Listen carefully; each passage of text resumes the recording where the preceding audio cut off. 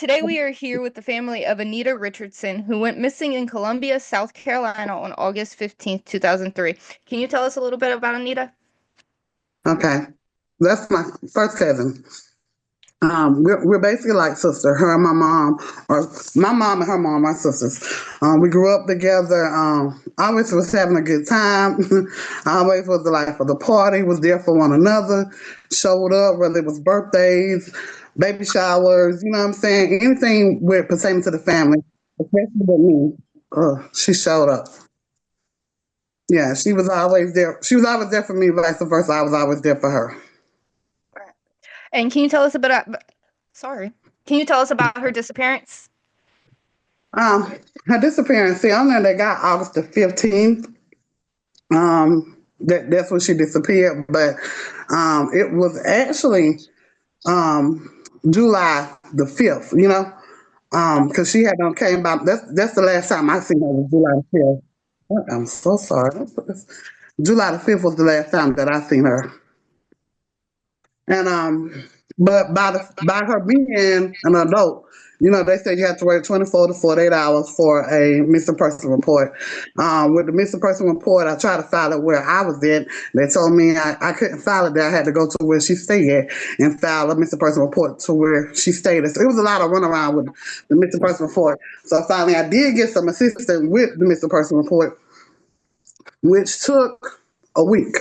And the only reason why I took they really took heed to it because I went to her job and they said she had showed up to her job and that she hadn't even picked up her check. So then that's when I was able to really get a missing person report. Where was the last time you saw her? She was at my residence. Okay. She hadn't came by. I had to have my baby June 28th. She hadn't came by, did my baby hair, you know. I was going through postpartum depression. So she came by to help. And her and her husband was into an altercation then because his mom was in the hospital.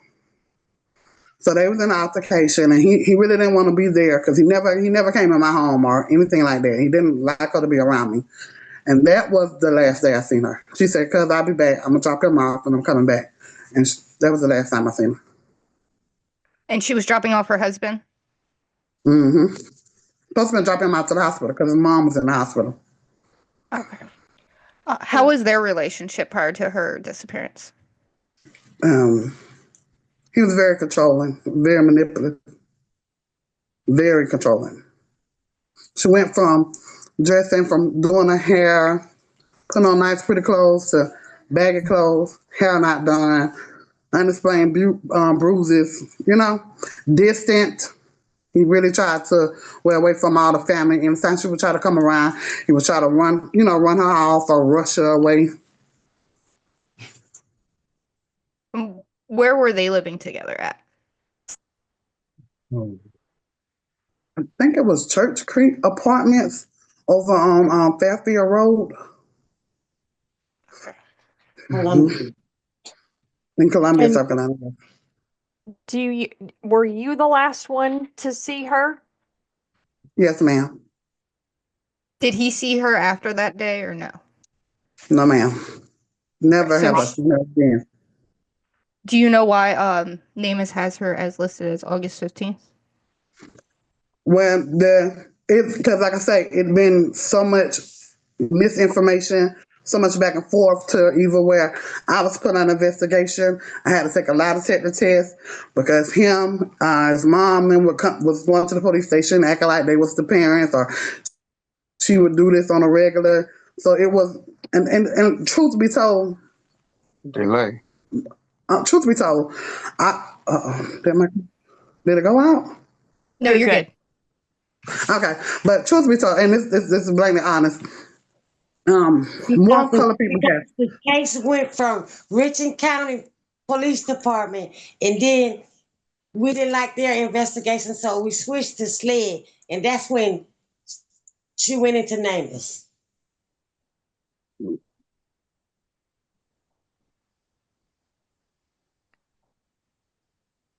I will know. No. So go ahead, Tessa. Go ahead. Okay. What was his story about after she had left your house and was going to drop him off? What happened after that? Well, I never spoke with him.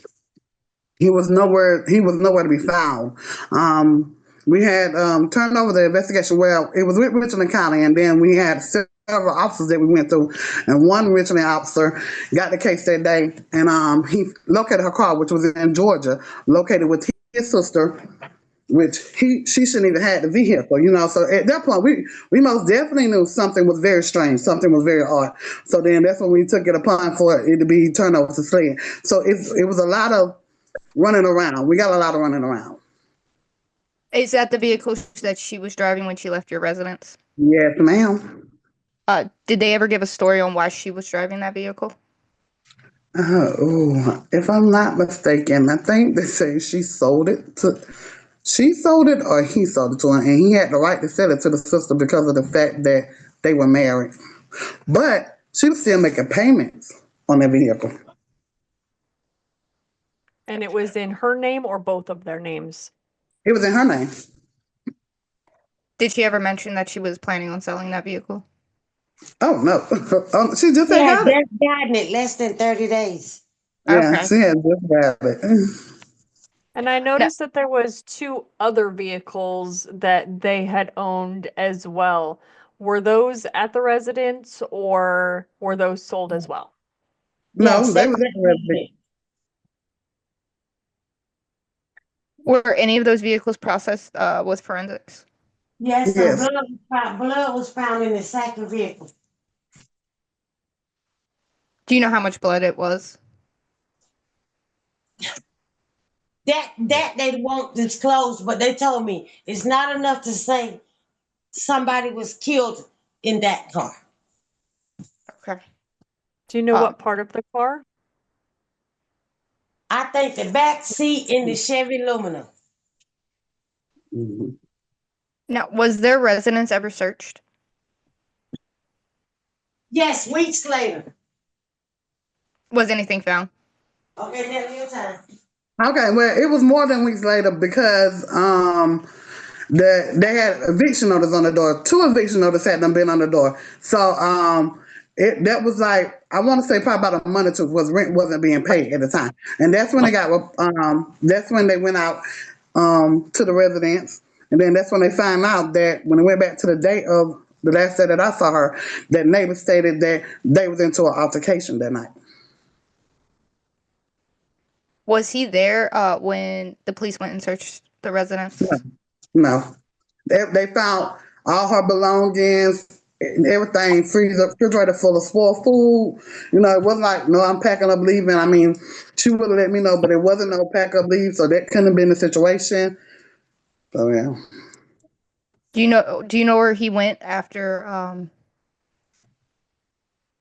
But at that moment, I believe he left town okay. because he was not reachable. Then he came back. He came back because things got a little, I think a little heat was turned on with the family and stuff. And he came back, and that's when he was brought in for questioning.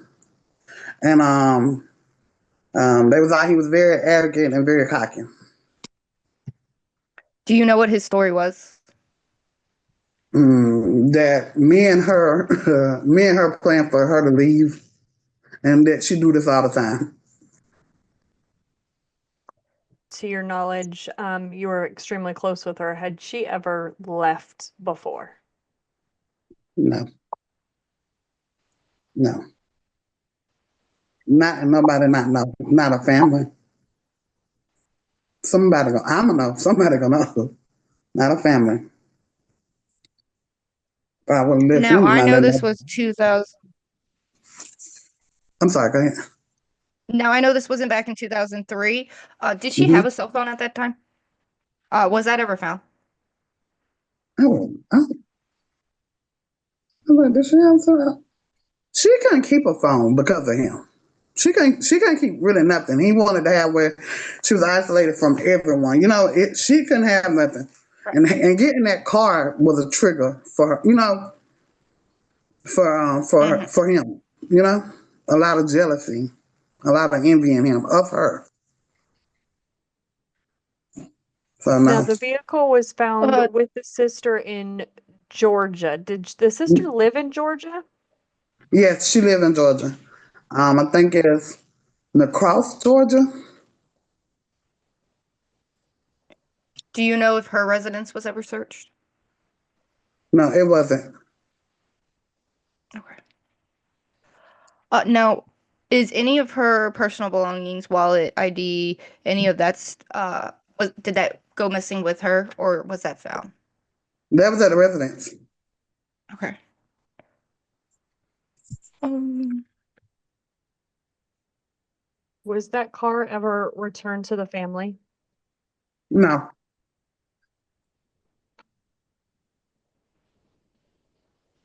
And how long were her and her husband together before her disappearance? Mm, I want to say about 5 years. I want to say And about five. do you Five feel might be that, pushing it. I apologize. Okay. Do you feel that he was that way towards her during the entire relationship? Yes. Yes, I do. Not in the very beginning, but yes.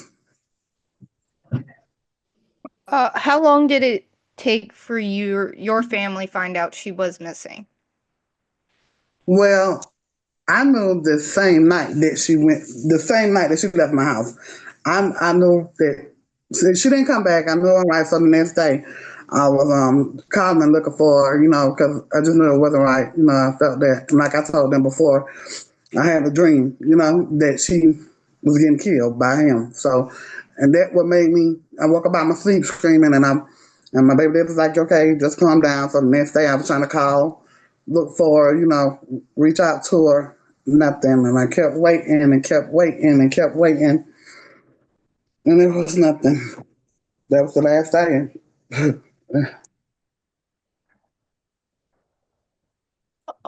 How long did it take for you to actually file the report with the police department?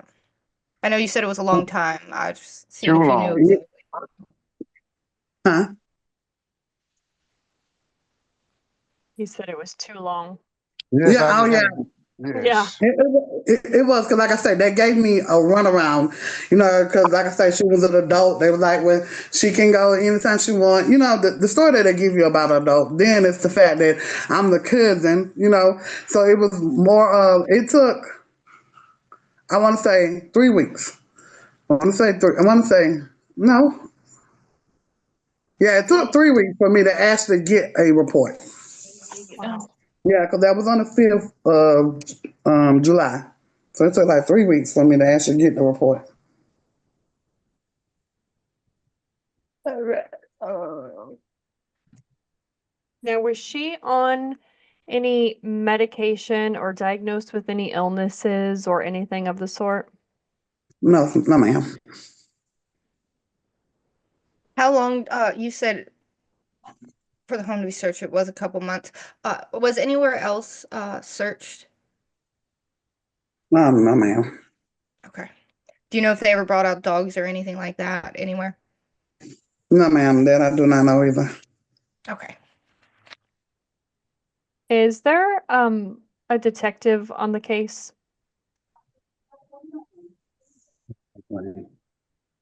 Uncle, you know his name?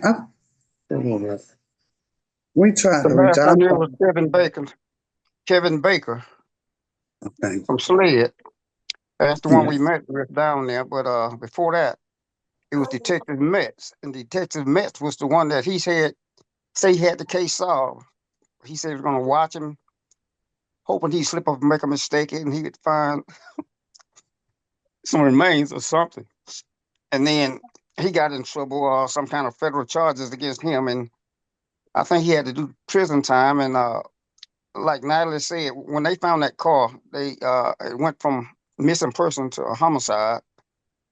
And he said he had some details to work out, but soon he met trouble himself. And when he, I guess, got went to serve time, the case went back to Sled, and Natalie, her mom, and I went down and talked to Kevin making it sled, and I was disappointed because we had more information on the case than he did, and he actually called me after we got back personally and told me to come back and he would show me whatever I want to see in the file, but don't bring the two women back. And I said to him, I said, I can't do nothing with it. I asked him to take it to a grand jury. I said, if they get a true bill indictment, fine. If not, something has to be done. But as of yet, he has not did anything, and that's what I'm disappointed with. And as for Mr. That Robert Richardson, uh, Anita didn't leave before I went and got her before. I received word at work that she was in the hospital, and I went down to the local hospital. And what happened? It was during the winter. They was living in a dilapidated house, and one of the neighbors somehow was walking down and thought nobody lived there and pushed the door open, and she was in the bed, frozen half to death. She was in the hospital with pneumonia. I brought her home back with me and nursed her back to health and got a driver's license. She never had a driver's license before. She drove, but she never had a driver's license. She got a driver's license. She had a little job working her way up. And I come home from work one day. Well, anyway, it was one Sunday. I'm a church goer, and as she got well, and I was taking her to Walmart to get her something to wear to church, and she said, she didn't want to go. And at that time, so my sister said, well, she could, come over there and stay with her. So she opted to do that. She was working and living between my house and my sister's house. And I come home from work one day, and my sister told me that she had left. She gone back down there, and I called her and I talked to her, and I tried to explain to her the way he left her there to freeze to death. Had not been for that neighbor, she would have perished. But she went on and stayed. And anyway, my first meeting Mr. Richardson during Christmas time, my wife and I drove down. We got the address. We drove down and we taking Christmas presents and everything. We knocked at the door. She come to the door and she see the gifts in our hand. And before I could step in, and she said, what's all this? And I said, Christmas gift. And she said, no, Rob don't believe in, his faith didn't believe in Christmas and everything. And Lord forgive me, but I immediately just, not to say it anyway. And so we talked on the porch and everything, and we didn't even go in. But she was okay, and that was I guess the last time I saw her. But she would call often. My baby would call whatever time. A clock didn't mean nothing. She'd call 8 o'clock, 9, 11 o'clock, and she would talk to me about stuff that happened to her. She told me about an incident where one of her friends or something, I guess two of the young men got fighting, and she said, she witnessed the fight and everything, and she was talking about the blood and everything. And I said, well, you need to talk to somebody about it. Well, she called and talked to me. And I think it was in August when I found out, because at church again, somebody, Mary, a friend of mine, told me that somebody had been trying to contact me because Anita was missing. And I called Richardson County. It was a Sunday the next day, and they told me a little info, but they said they needed a photograph, a picture. And so I went down and I took that to them, and they said swap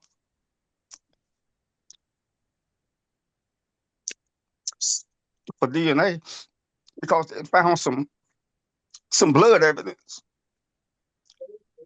And he did that. And Detective Mitch, he kept in touch frequently. And he kept me updated.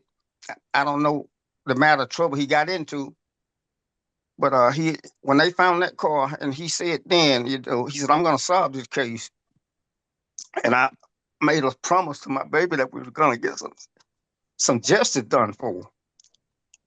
But when he got sent away and the case went right back to SLED, and from that point on, my word, whoever in charge, Kevin Baker, whatever, sat on there behind, did nothing, waiting for the phone to ring for somebody to say they spotted her. And ain't no way my baby was on this. I knew anyway, and that's where it's been. I wrote letters to the attorney generals, Eric Holt, all of them, and everything goes back to SLED. And I told them they're the main culprits. The investigation, like Natalie said, from the county to the city and the stalling and all, and his family,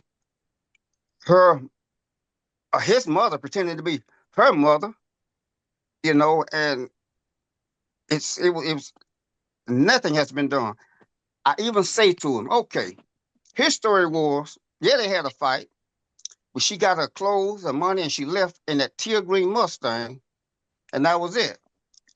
And when the Mustang was found, I called Baker and I said, well, just call him in and talk to him, appease him. Say, okay, she come back.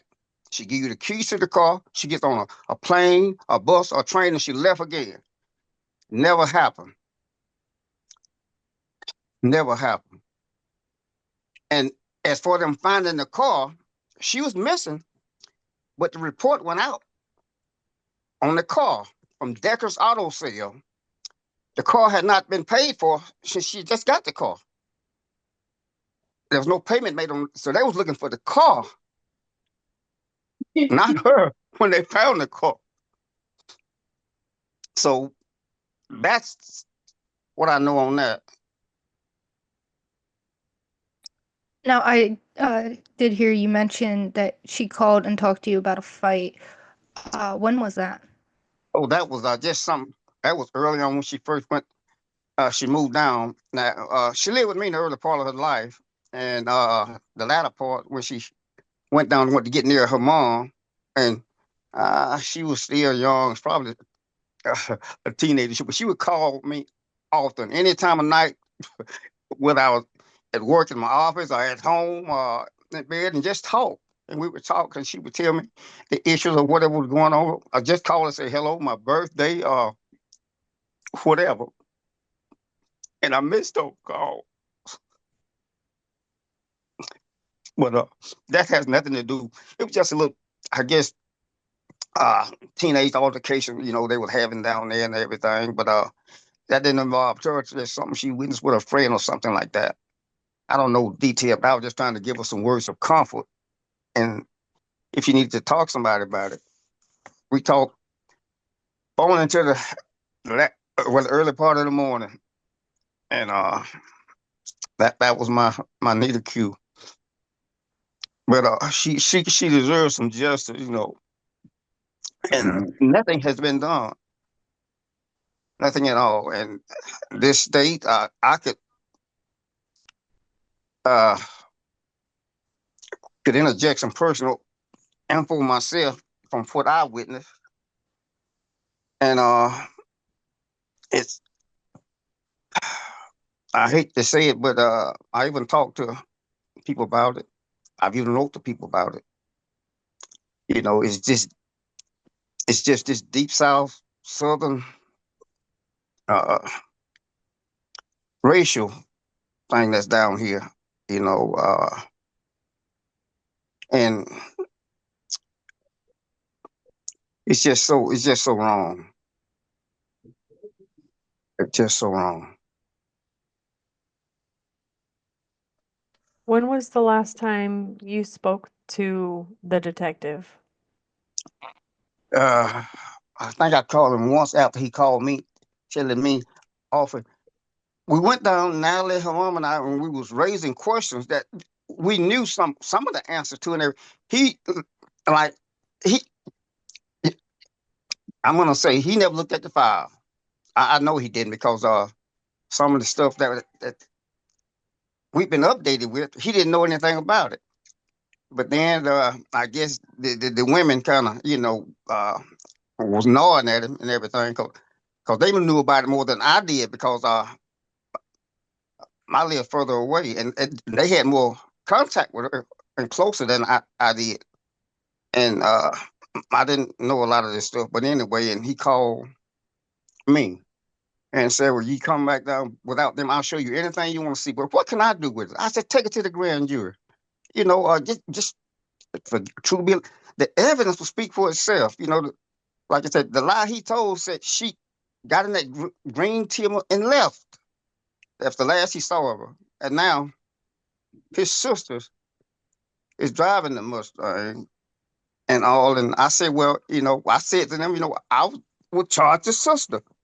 And they say, you know, it would be something minor or whatever and all. Yeah. And anyway, but Detective Metz, I forgot his first name, but the case was worked out. All somebody had to do was follow through on the case.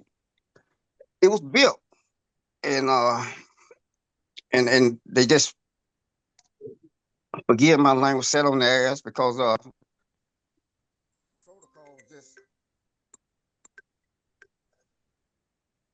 the protocol on a missing person basically just sit around and wait till somebody spot them. How can somebody spot somebody that's not here? And anyway, yes, I'm disappointed. I'm very disappointed. Uh, did you say they were ever officially charged with the Mustang? Nope. No. No. Not even a No, they person of weren't. interest. Okay. Nope. Now, does anyone know if the husband had a cell phone? Oh, excuse Like me. I said, around the time of the missing, it was no phones because it was a big thing with her having a phone. Right. At this point, it had got really bad with him not wanting her to have contact with anyone. Okay. Did he have a phone though? Not that I know of. I can't say. Don't know. Right. Do you know if they ever tracked him anyway, to see where he had been? Well, that's what Detective Metz said. That was his plan. Last I spoke with him, and all he said their family owned several properties or something, and he probably suspected that he would find something there. But as far but like I said, after Detective Metz, I don't think anybody did anything. Okay. Nope. You said that her husband had several families had several properties. Do you know if they were ever searched? No, Like nothing was searched. No, nothing was searched. Okay. And then do you know anything about his family ever being questioned? They were questioned because they also, like I say, they showed up at the police station. The mom, pretending Right. to be her mom. So they were questioned. The sister was questioned because there was times when I've called and went to the sister's job because she like she couldn't return a phone call, so I knew where she worked there, and I went there. But the detectives were there on site. So they seen our sketch that me and her had, and she was very upset. But she was like, I have nothing to do with what's going on. But before you were so nice and so cool with her, all of a sudden you have nothing to do with a missing person. Like you're not concerned about her missing. You're not concerned about her welfare. You're not concerned if she okay. Like it was strange. Right. Did the husband ever help in the search for her? No, Oh ma'am. no, he never came around. Never reached out. No concern. So he never talked to you after she went missing, None or of any of us. you? None of us. Okay. Yeah, I really didn't like us, so I know he wasn't gonna talk to us. Do you know where he is now? Is he still in South Carolina? Oh, he's back in Columbia now. Oh, okay. Oh yeah, he's back. Actually, he's working at the recycling place over there off of Two Notch Road in Columbia, South Carolina. Him and his brother worked there. He worked there before, but he left once things picked up. So he might kind of feel like some things are picking up again because I have been doing research on him and the previous girl that he'd been with, and his sister and them seeing where, where they stayed and things like that, finding out information. So he might have fled again, but I doubt it. But then we never know with him. But he was last at the recycling place on Two Nights Road. And that was in March of last year. Okay. And when he did leave, when things were picking up last time, where did he go? I cannot remember where they said he was located. I can't remember where they said he was located, but I can't remember where they said he was located. I can't He remember. was out of state, though? Oh, yeah, he was out of state. Okay. All right. Far or closer to a distance? Four. Far. He was 4. Mm-hmm. Yeah. All right, Jessica, do you have any more questions?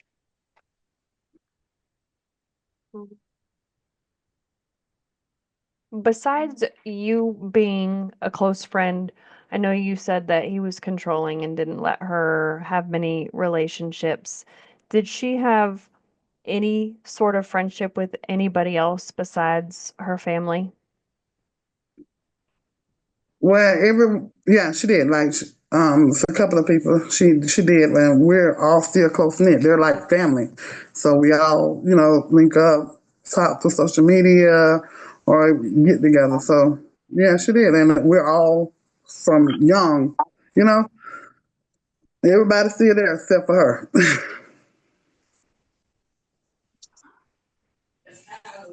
Do you have a page set up for her? No, I don't have a page set up for it, and I didn't ever think of that. Well, if you need any help, we're here to I was help. just gonna say, yeah, after this we will gladly help. Okay, Yes, thank ma'am. you. Thank you. Thank you. Is there course. anything that you want the community to do or help with? Yeah, I actually do, and I'm I don't know how to put it because I don't know. In our eyes, he did something to her, But the police is acting, and I get certain boundaries that they can't cross. But I also want the community to be aware. I want mothers to be aware. Ladies to be aware. Because if he able to do it and feel like he got away with it, he'll do it again. That's my biggest thing. And I don't want it to happen to anyone else. I don't want them to have to feel this pain or this loss of presence. That's Right. what I want the community to be aware. That is very powerful. Is there anything that we did not cover that you would like the community to know about Anita?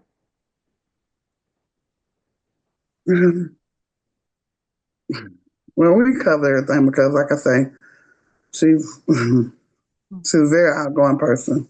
Very Yeah. caring, very caring, and she's a very tough girl. She was a tough girl. But we want the community to know that she was loved by her Yeah. family. We Right. want them to know, And we she's just didn't missed. know, we didn't know certain things to do, certain words to say, because we was really in shock, we was really in disbelief, and we was really having a hard time. So I don't want it to be, because I looked on certain pages, I see certain people talk about, how the family didn't do this and the family didn't do that, and I get that. I mean, when people in the state of shock are in disbelief, not wanting to believe in certain things, you just won't do. But I want the community to know that we, as our family, do love her. We, as our family, do want closure. We want Yeah. closure. Justice. I love the picture there. I've got her picture here too. I love that you all are here together, not giving up, Oh being her no. voice, and sticking together. Yes, ma'am. Never Thank giving y'all up. for doing that. Thank you. And Thank you for Thank reaching you. out. Thank you. Thank thanks for taking you. the time. We really, really appreciate y'all. And if there's anything that we can do to help, we're right here. Thank you so much. Okay. And I Thank will you. be reaching out once, because I'm at work. I will be reaching back out to y'all with a little bit more information because, like I say, I actually been doing a lot of follow up. You know? Okay. And just so we can just, at this point, I mean, I know we scream justice. We do, I do too, but I really want closure. Right. I really want closure. You know what I'm Right. saying? They're getting older. I'm getting older. Like, and I want her to be buried properly. I mean, there's no way we can't sit Yes, and be in the house any longer because there's no way. It's been too long. She's not here. yes. My baby could be scattered anywhere between. My thought was between there and that St. Mary, Georgia, where the car was found. I, Hmm. I pass that road every time I go to Disney World, taking my grandkids, and it still hurt. Y'all deserve the closure, the peace, the comfort. The answers. Yeah. Right. Yeah. Mm. Thank y'all so very much for spending your time with us and trusting us with her story.